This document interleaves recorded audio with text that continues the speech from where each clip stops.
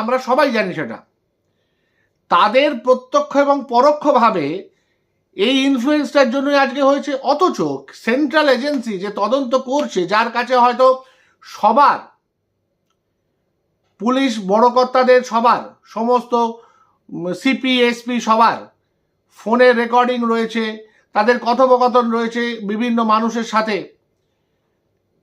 তা সত্ত্বেও সেই সব প্রমাণগুলো সত্ত্বেও তারা সেই প্রমাণগুলোকে খতিয়ে দেখে চার্জশিট গঠন করতে পারছে না। সাপ্লিমেন্টারি চার্জশিট তারা দিতেই পারলো না। তারা একজনের বাইরে চার্জশিট এখনো দিতে পারলো না। তাদের তদন্ত নাকি চলছে। তদন্ত কি চলছে?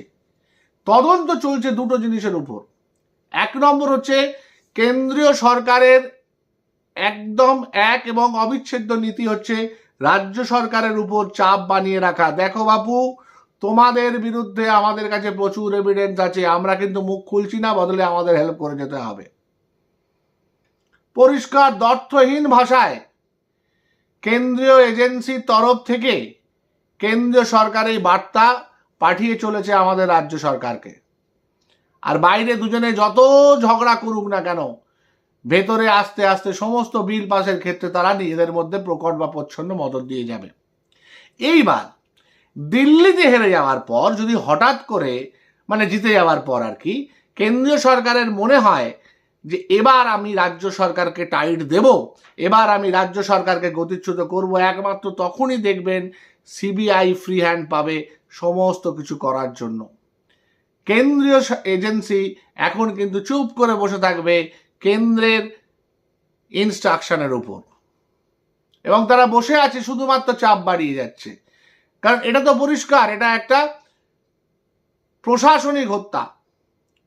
আমাদের বোন মারা গেছে তার কারণ সে এমন কিছু জেনে ফেলেছিল যেগুলো বাইরে এলে একটা বড় মন্ত্রকের, স্বাস্থ্য মন্ত্রকের অনেক কিছু পোল খুলে যেত, যার জন্য সেটাকে ধামাচাপা দেওয়ার প্রচণ্ডভাবে চেষ্টা চলছে এখনো। দুর্নীতির বিরুদ্ধে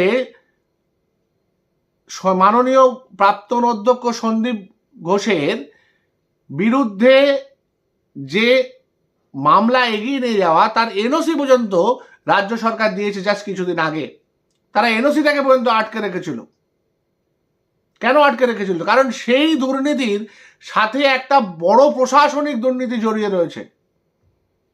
সেটা অনেক দিক থেকে হতে পারে, সেটা জাল ওষুধের তরফ থেকে হতে পারে, সেটা মৃতদেহ পাচারের ক্ষেত্রে হতে পারে, তার